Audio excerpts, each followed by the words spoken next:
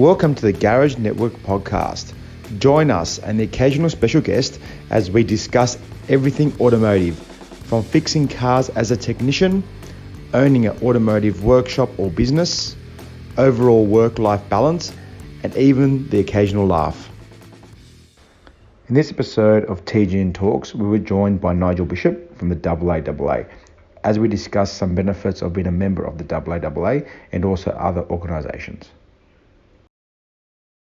G'day everyone, we've got Nigel Bishop here from the AAAA Membership Manager to talk to us tonight about the AAAA benefits of membership and some of the things you get when you become a member of the AAAA. Welcome, Nigel. And Costa, of course, from the Garage Network. G'day guys. Hello. How are you all travelling on this beautiful sunny day? Except for you, Nigel. How are you going, mate? Yeah, not so sunny up in Darwin at the moment. No. Pretty soggy. It's nice and warm. I'm surprised you've got so much spare time on your hands. You can go on a holiday to Darwin. I know, right? That's awesome. Especially this pointy end of the year. That's great. Yeah. The industry's pretty quiet right now. So Yeah, that's right. It's stacked completely with employees. Everyone's grasping at chance to get a job. Well, that's why we've got so much time on our hands, because there's just so many people to the work. That's it. Everyone's just standing around looking for something to do, really. Yeah. That's right. That's right. Mind you, it was a little bit like that during COVID, so let's not joke about that, okay? Yeah, true. So you're up in Darwin now visiting some members? Yeah. So obviously with travel being a little bit tricky over the past couple of years, it's getting out to interstate members has been a bit difficult. So we've got membership development managers based in Victoria looking after Vic as an SA. We've got a membership development manager started with us in New South Wales. It's looking after New South Wales and ACT. Myself based in Queensland, looking after Queensland Northern Territory. But I realised when I got off the plane at Darwin Airport that it had been 3 years since I've been able to get up to Darwin. It's the time in a way, the time's kind of flown, and not in a good way. So it's long overdue to be back up here and visiting members and talking to new members as well. How are workshops doing up that way? Actually, I don't really think I know up that side of the world, or that side of Australia, I should say. I mean, look, same issues and challenges. It's an interesting year this year. They're saying that ordinarily you go through the tourist peak season in the middle of the year when it cools down, and that's sort of the peak time for Hayward sun shines. It's pretty difficult to get time to talk to people during that time because it's extraordinarily busy. But the tourists have sort of extended the tourist season. They've hung around longer this year. So workshops are saying that they're seeing that busy period has extended into now. So they're going. They're flat out. Yeah, awesome. Yeah, right. I don't know how many members we've actually got up in Darwin. We've got a couple up that part of the world, but I don't know. We've got a couple up in the NT, but I don't think it's not a massive representation of the group. No. That's why I had a curiosity. Yeah, well, give us a shout out when you're up there, Nigel. Tell them to check out the Garage Network. Sure. Of course. Well, yeah. So always, he's actually wearing our shirt when he walks around. Yeah, just quickly change from one to the other. Yeah. Oh, no, that's fine. We'll send you one with the big printed on the back, mate. Don't worry. We don't want you to be inconvenienced. Yeah. We'll make sure they're sweat-proof for when you go to Darwin and all these beautiful areas. We've got air-conditioned shirts coming, haven't we? Yeah, that's right. Yeah. That's right. Lift your arms. Yeah. Yeah, I think it's really good for... You need it at the moment. It's pretty bloody steamy. Is it? Yeah, okay. For sure. Yeah. You don't really think about that, being cyclic with work. Like, we're lucky enough in the city that, I mean, I noticed a little bit with with school holidays and stuff like that, how work where ebbs and flows through. We seem to be busier during school holiday time around us. Some places are quieter during school holiday time, and obviously in Darwin, when you think about the tourists and seasons and an influx of travellers, how everyone becomes so busy looking after all those travellers, they're probably not looking after their own car. They're probably doing other stuff. So it's a bit of it can be weird. They're probably flat out working on tourist cars, not locals cars, and then other times, and the flip side to that. So that's really, really, really interesting. Yeah, a bit of a different economy, and similar in North Queensland, sort of hear the same thing, but certainly in Northern Territory, that sort of ebb and flow economy. Yeah, right. Well, now I'm going to put you on the spot, Nigel, because I want to talk about benefits of membership to the AAA. So I'll hand over to you, and we can have a chat. There's some great things in there that I use, and probably some things I probably don't even know. Costa, you're going to get a bit of an education here, I think. Yeah, well, that's why I'm here. I'm going to learn. And hopefully some of our listeners will, and that might encourage them to go and join and become a member. So it's all up to you now, Nigel. Cool, thank you. I guess just a little bit about us that kind of fills in the who we are and what we do and why we exist. Our role as sort of national industry body for the aftermarket is to provide representation at a national level. That's really what it's about. It's about providing a voice that's strong and influential, that represents all of the smaller voices of the independent businesses. So every business has a voice that counts and matters, but it's not going to be heard at a national level unless collectively those voices come together.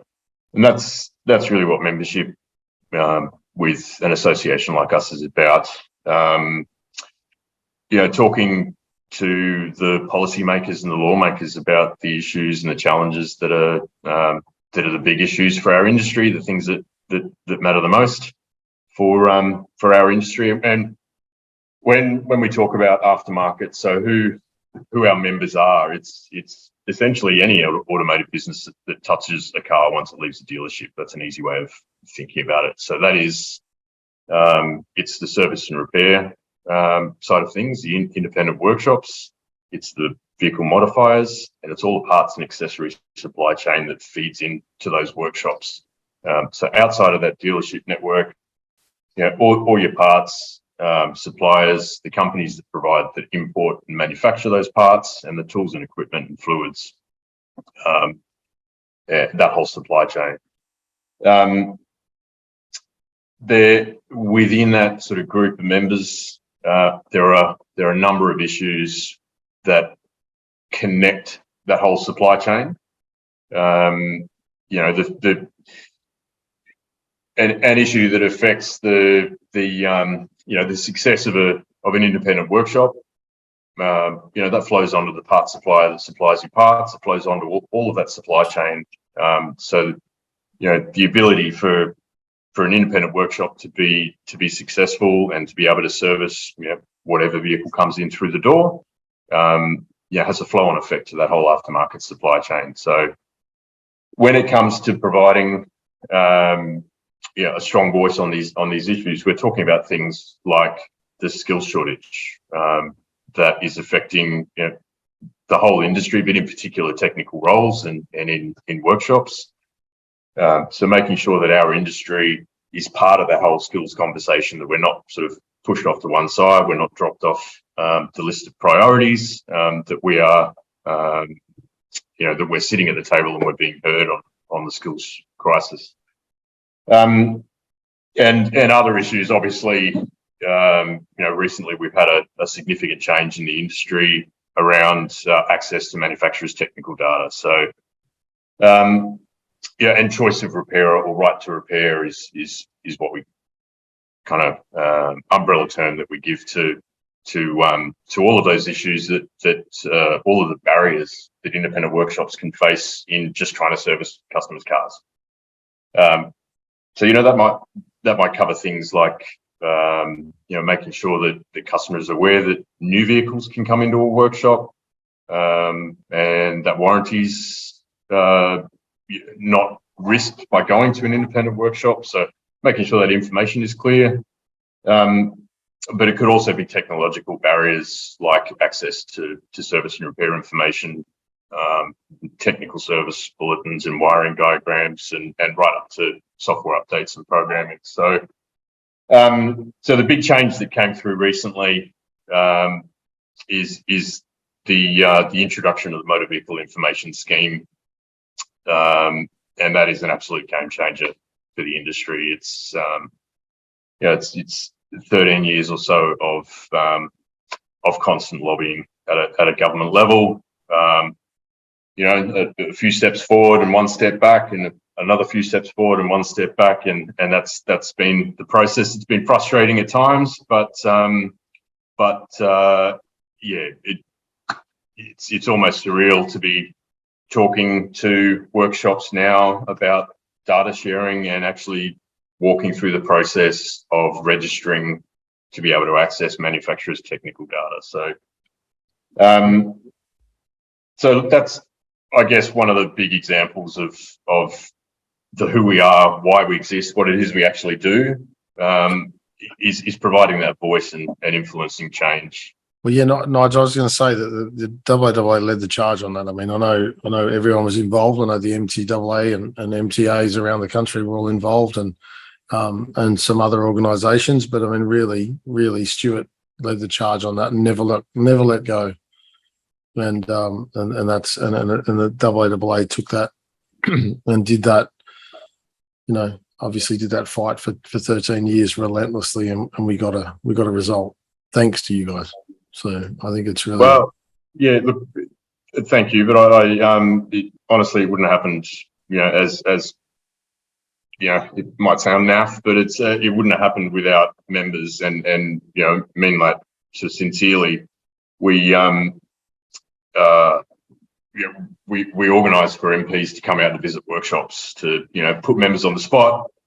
Sometimes with TV cameras, and not the most comfortable, not what they're used to, not the environment that they're used to, but they stepped up and invited MPs to come out to the workshop and to explain to them one-on-one that the importance of this change and what we're fighting for, and that we're talking about a small business that is losing productivity because of the time wasted looking for a solution when the solution's right there, but there's a barrier.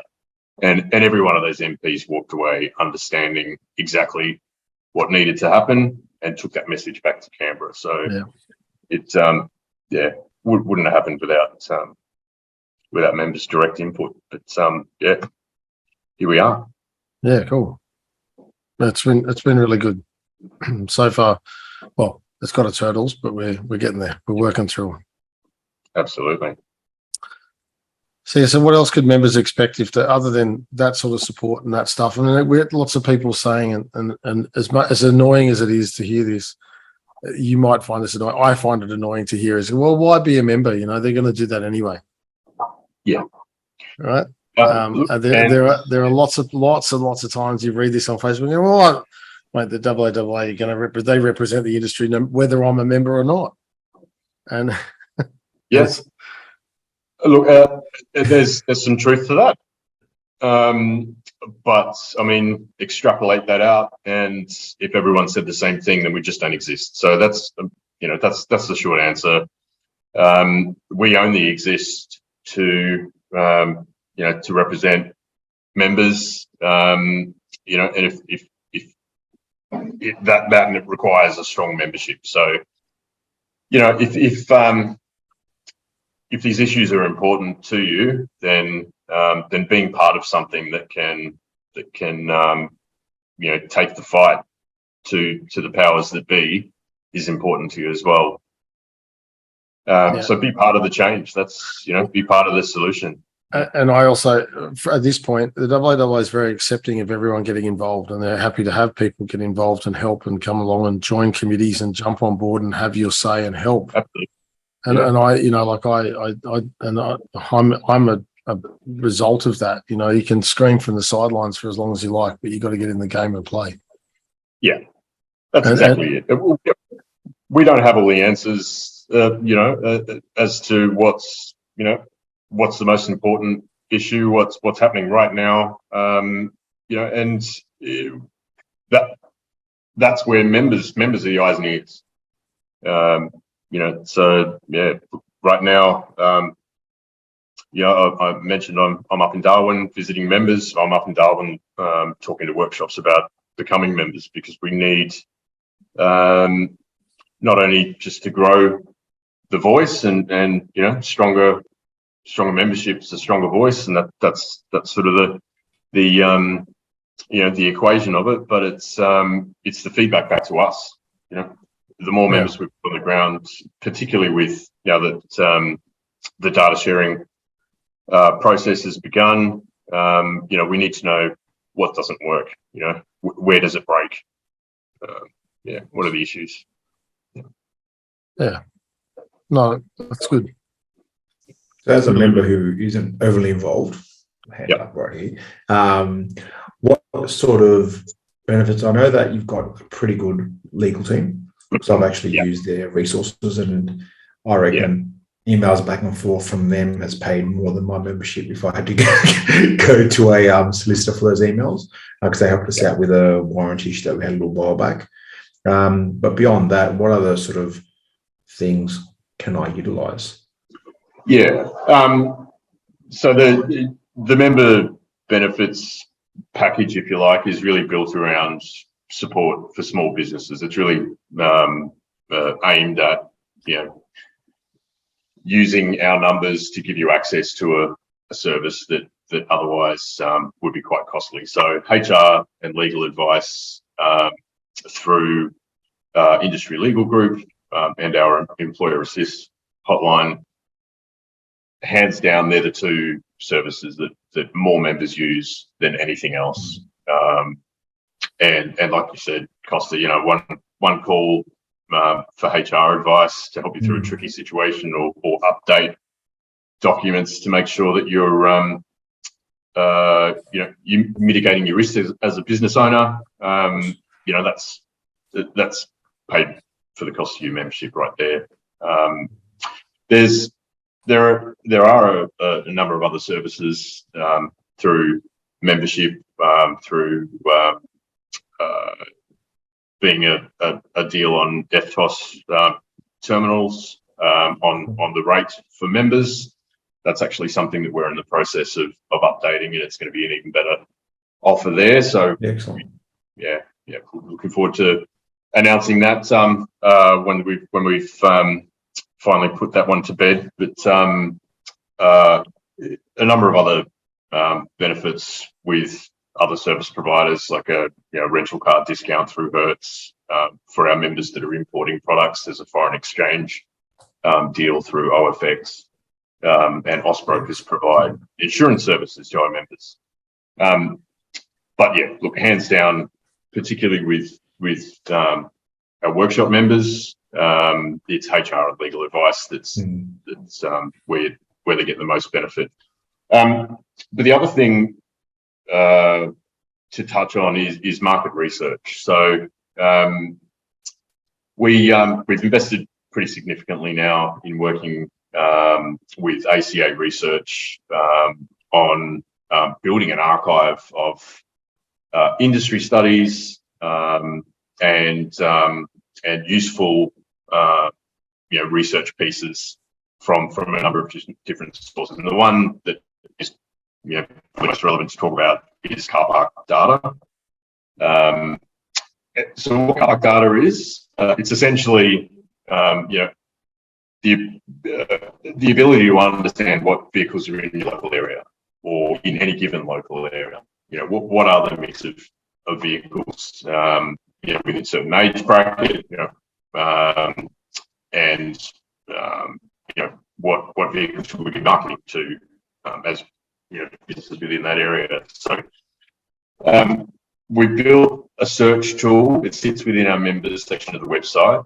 It's a simple search tool that's designed to get members thinking about how they can make better informed decisions when you're talking promotions and marketing, and how can they position their business to be tapping into that target market. So what I might do, it's cool, I might just see if I can bring up the report and just kind of give a quick demo on how it works. Yeah, like that. I mean, I use car park data, so I can give you examples of how we use that. And as you start to screen share, Nigel, I mean, it's great for marketing. It's great for tooling. It's great for understanding what sort of cars are in your local area. I mean, obviously, people don't travel, and some people do, but people don't travel across Sydney to come to my workshop. We're generally pulling cars from the 6 to 7K radius around the outside of the shop. Yeah, about 90% of my customers would come from there. Some of them do come from a long way away. I've got customers in Lithgow, the Central Coast, and all over the place, as you probably do as well, Costa. So you sort of start to realise that, well, what cars are where, and as a marketing tool, you can start to extrapolate things like, we all know about the Hyundai i30 steering bush, and you can start to sit there and go, well, where are there more? How many i30s are in this surrounding suburbs around your workshop? How many i30s with a steering bush knock are in this area, this area, this area, this area? Whichever one had the greatest area, you can have a bit of fun. When I say it's fun, it's marketing fun.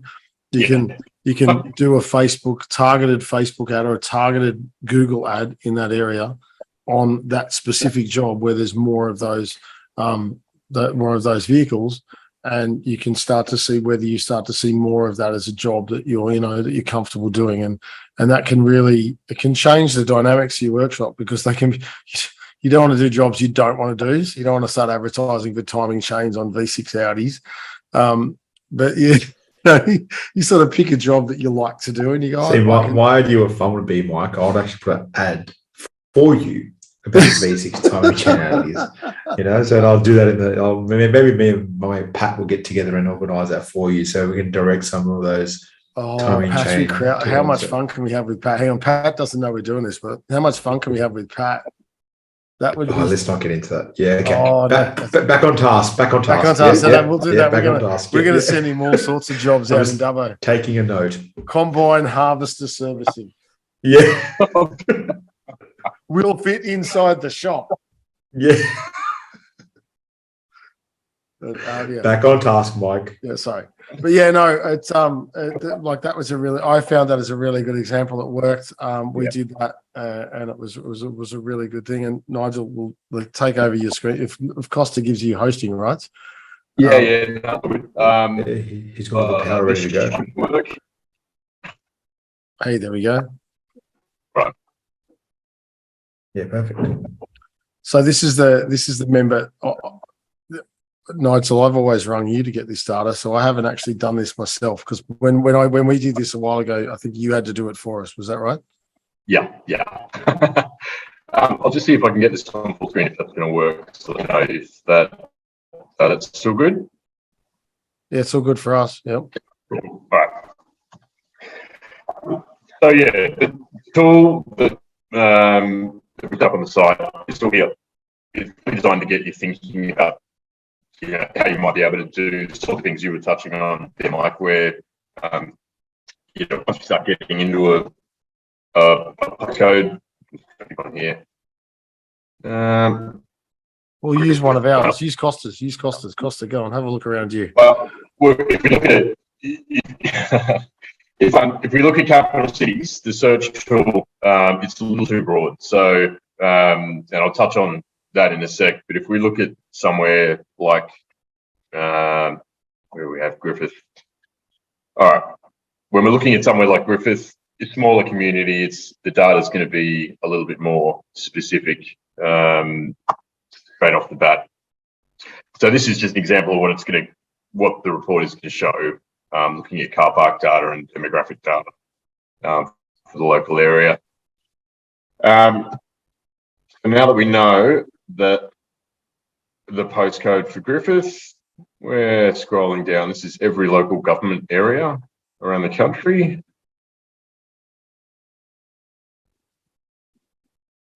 And we're looking for Griffith. Okay. We get a total number of vehicles and roughly how old those vehicles are. So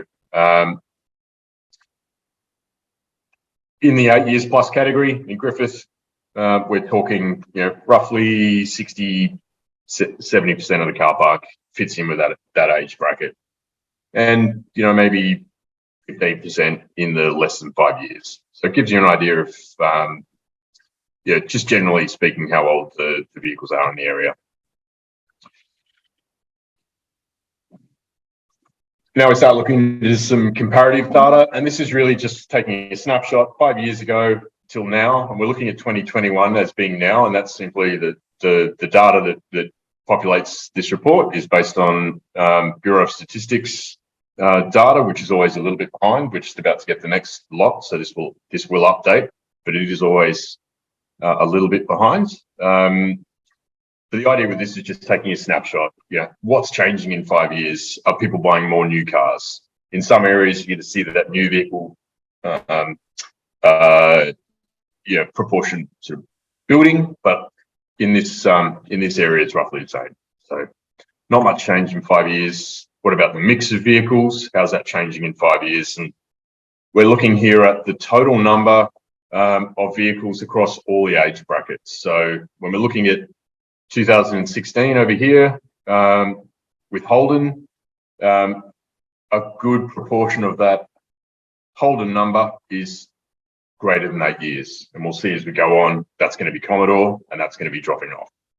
But looking at overall numbers, you can see, okay, Toyota's coming up the ranks in Griffith, Holden's dropping off.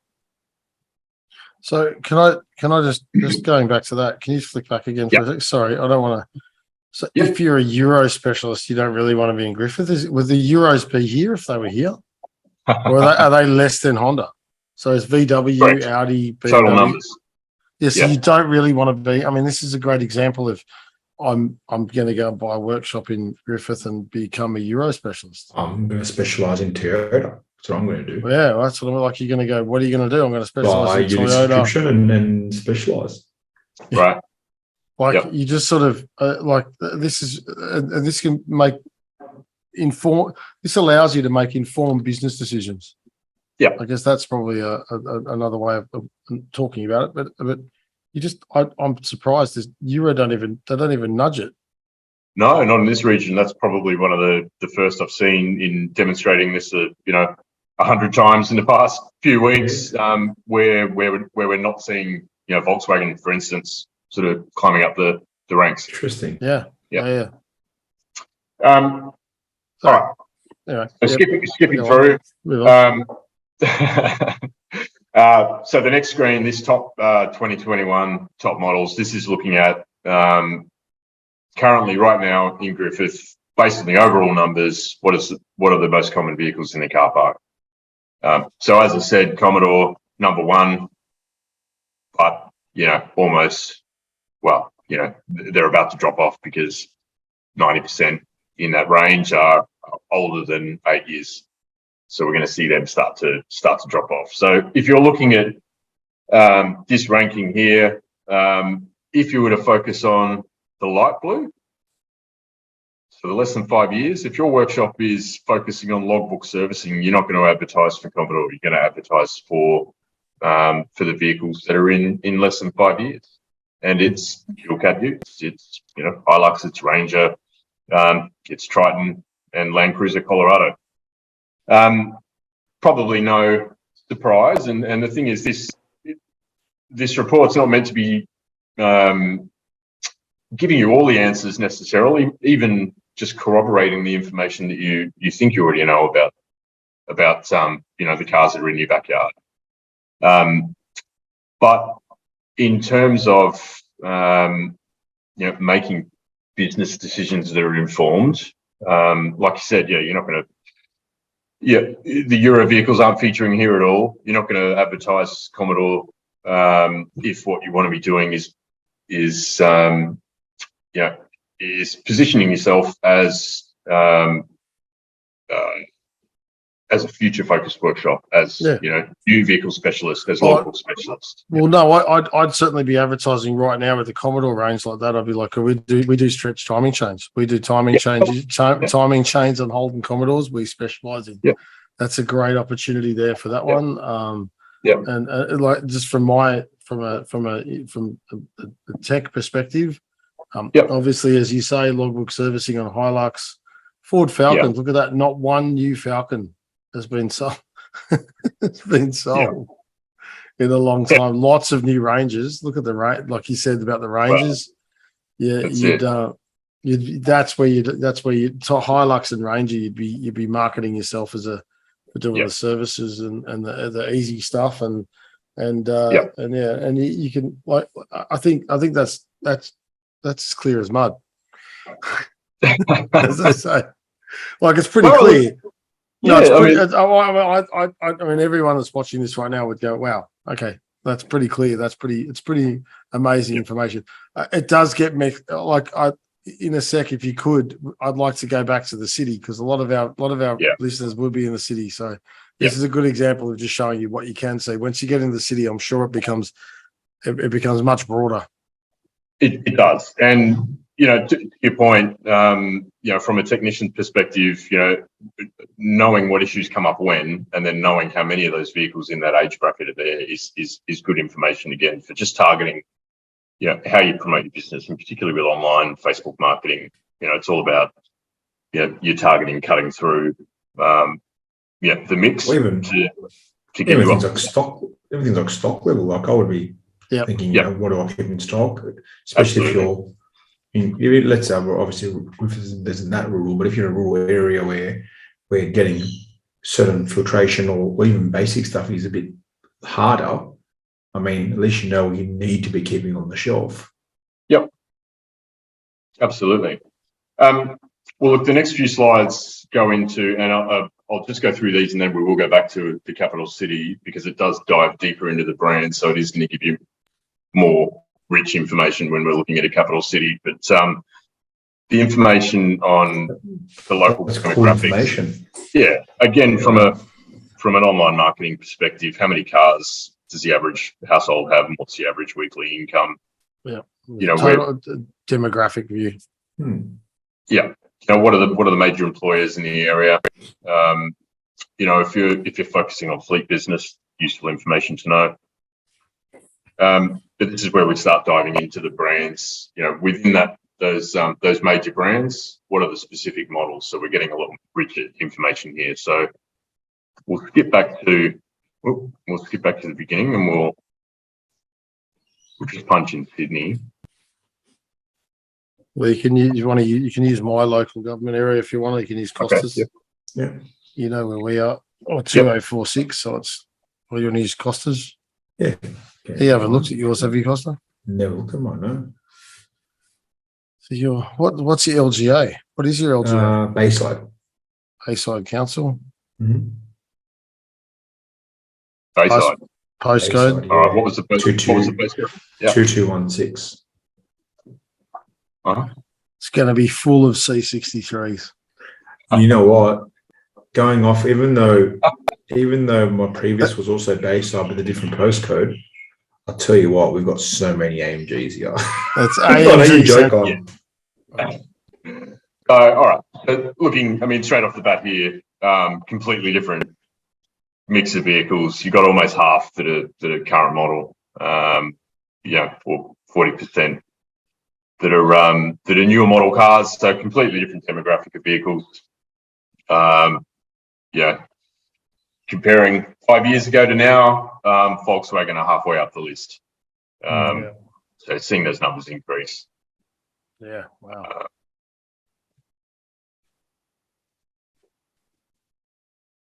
So there you go. Amazingly, Mercedes aren't on there. I don't know what's going on, but yeah. Well, so there's the i30 Council, yeah. Yeah, wow. Yeah. That's it. Again, I could go through there and pick so many different jobs from different markets. And obviously as we go further, so if we went and had a look at Mazda, So the Mazda 3, that Mazda 3 is a massive sales point. Yeah. So if we go on, as you go further along, we'll have a look at. See, that's a great one, Costa. You could run a mad campaign on the P2096 code and the software update, offer it cheap, and then buy the full 1 year subscription via Azra. Kill it. And you could really smash that out. So that's a really, yeah, wow. Heaps of construction workers. Yeah, cool. All right. Well, once we start sort of getting to this stage, you're pulling apart each of those major manufacturers and looking at within each one, what are the major brands. So this is where, if you look at Holden, it tells the story, obviously. Rodeo's gone, Commodore's, not far behind it. Cruise is gone, and we're seeing the the Colorado's the number one seller. So yeah, right. So just going through the major brands. Yeah, look at that, Costa. You've got there's the opportunity there. The i30 steering bush. There's 3,224 of them. Now imagine but they're all new though. That's the interesting thing. They're all new. Well, you got but the new one still has the same problem. Yeah. That's less than 5 years old. So they're out of what's Hyundai's warranty now? 5 or 7, even some of them. The new one's 7, I think. Yeah. Okay. Just interesting to know. At least you know that you can offer a good logbook service for the i30. So it's just good information. Yeah, iX35 is gone. They've stopped, and the Getz is gone, of course. And then obviously, that's a lot of cars. Yeah, it is a lot of cars, isn't it? It's a lot of cars in that area. Yeah. And once you see this, and this is another thing that I talk about, and I have spoken about. I spoke about it I spoke about on Wednesday Night Live and a few other things that we've done. You realise that I'm flat out working on 4,000 cars. Now, there's enough work for all of us. You don't need to be thinking of your other. Our main competition as independent retailers, or independent workshops, I should say, is dealerships. It is not. It's to get this light grey stuff, light blue stuff. It's not the guy down the road. The guy down the road, where there is so much work for us all, we need to be working together and helping each other and working as a team. And that's what we try to. That's our ethos at the Garage Network, is to try to bring everyone together. And even if that's you meeting someone else on the Garage Network because you know some guy in Queensland, and you come to an event in Sydney and you both know the same person in Queensland, and you go, "Oh, you're just down the road from me," and you start to get along, and you realise you're actually. Your mates by an acquaintance. So, the reality of all of this is it's so powerful to realise that there are so many cars. Like, I think, how many were in your local government area? 60,000. Same amount. It was like 62,000 cars in the LGA. Now, Costa couldn't work on 62,000 cars if you I don't want to work on 60,000 cars. like seriously, like what? That's 1,000 cars a week. That's 1,200 cars a week for the rest of the year. Like, that's 1,100 cars. That's crazy. Like, all right. Yeah. So that's it. I mean, what do you want to focus on? That's and this having access to this kind of information can maybe it'll just help sort of cement that you're on the right path with what you do want to focus on. But it might show you an opportunity that you didn't realise was there. So. Well, no, I think it's really good for showing you areas that you can grow in. Whether this car park data, it'd be actually really interesting, and I should do this. I haven't done this, and this is just the thought I've just had now. It'd be really interesting to run my local government area car park data versus our car park data from our customers, to see if they correlate, and just see how well they correlate, and then that can then show. What our stock, we use our car park data to work out our stock, but we also work, but it's really interesting to see if those trends, if we're seeing those trends from 5 years come across into our business. And that's a little experiment for me to do, and I'll come back to our listeners and TG and the Garage TGN members and say, look, it was spot on, or it was, close, or it was nowhere near it, and Nigel's full of crap. Well,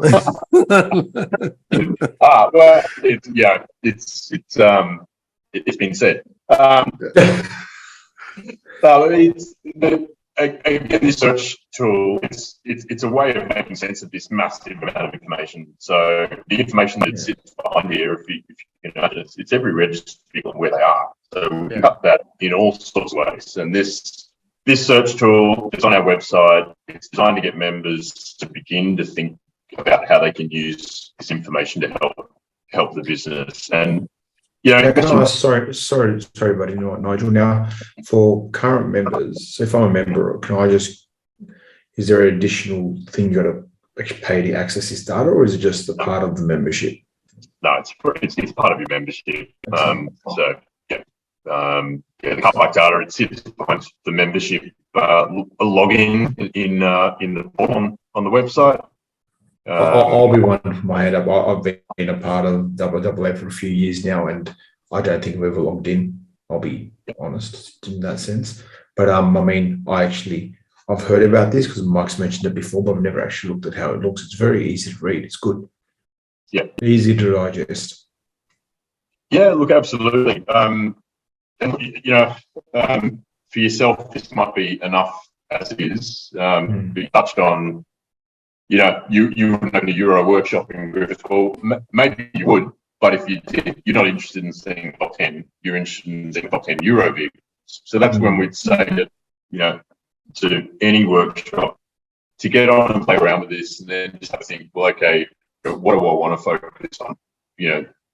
Is there a way of getting just that information? And just to talk to us. I can tell you, there's several Euro workshops around the country that have said, I just want to see the top 10 European models, and it's a totally different data set then, but that's really powerful information for them because they know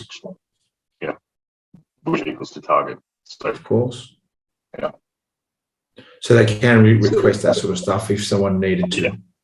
Yeah, excellent. Yeah. Yeah, cool. Yeah, because so much information. It's massive. That's so much information.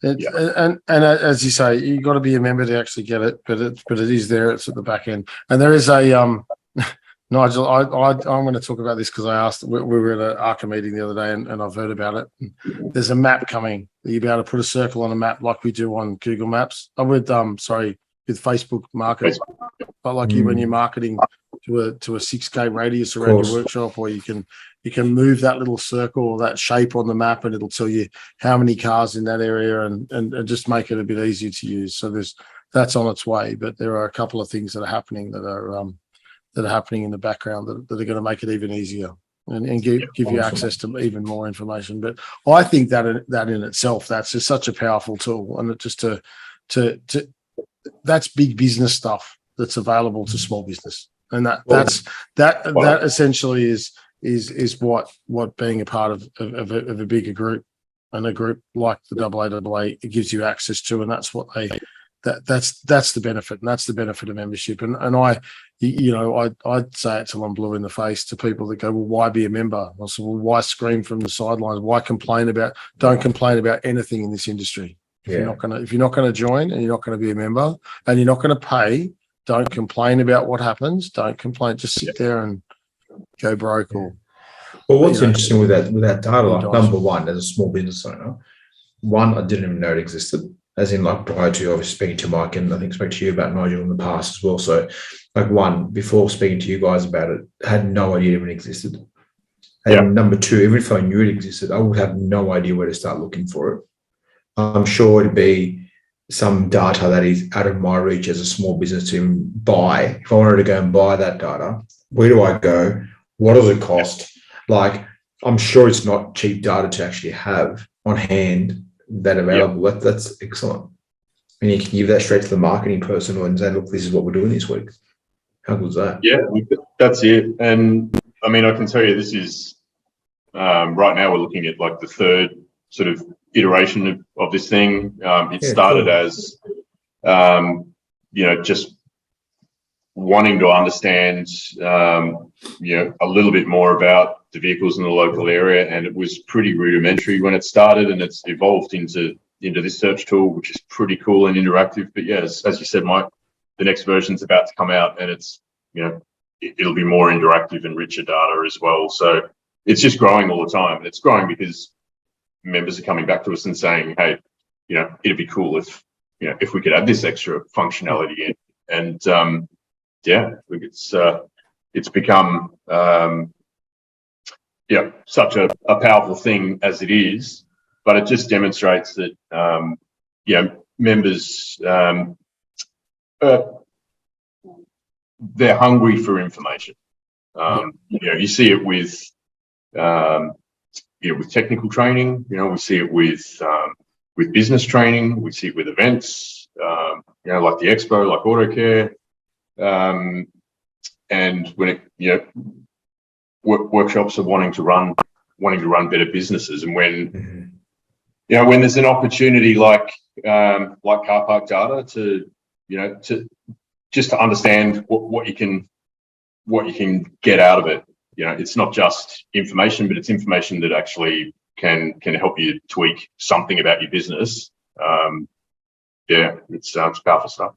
Yeah, no, I think it's really good. It's really powerful stuff. And I hope you log on you'll be logging on tomorrow night, Costa, and start doing some marketing. Yeah, it's cool. I didn't know that was that easy to access. That's great. Yeah, it's just a matter of logging into the back end of the using your member login after you're a member of the AAA and logging in. So I don't think I've logged in before. I'm gonna have to. I know it's there, but I just gotta figure out to actually go and log in. I'll be expecting a phone call from you tomorrow looking for your password. So. Absolutely. That was my way of letting you know, don't go nowhere. No, that's awesome. Oh, that's good. That's good. So I hope everyone got a good rundown there of what the benefits of membership are. And look, at a minimum, if they didn't, at least they've got plenty of editing to do. So, I mean, after your comments, unfortunately, the worst part is the members are not able to hear it. That sucks. The guys you'll leave it in there. I know you'll leave it in there. No, okay. I wouldn't. No. Oh, it's okay. Yeah. Nigel, is there anything else you wanted to add to that, or is that wraps up pretty much all the? Look, just to say, the message that we're out there talking to workshops about at the moment is like you touched on is the workshop down the road. It's not your competitor. Everyone does something better than someone else, or has a speciality or a different focus for the business. It's a massive pie out there for all of us. It's like I said, it's not the workshop down the road that's your competitor. The workshop down the road could be just what you need to help and collaborate on something and share information, tools, knowledge. That kind of ethos around networking and collaborating and being a part of something and everyone sort of improving because of those connections. That's what we're about. That's what groups like the Garage Network are about. Being part of something that that builds everybody up by connecting and collaborating and sharing. Yeah. No, I truly believe we're stronger together. Yeah, 100%. Absolutely. And I'm an advocate for being a part of the AAA. So yeah. Awesome. That was great, Nigel. Thanks for that. That was some very insightful information. That was great. Pleasure. Thanks for having me. Thank you very much. It's all right, buddy. Thank you. Thank you, Mike. Thank you, Costa. Anytime. What have I done now? You're going to leave. I know you're going to leave them. If you let... Nah. Don't forget to join our private Facebook page if you are an automotive technician, and also subscribe to our YouTube and our podcast channel. They are all called The Garage Network. Thanks, guys, and see you next time.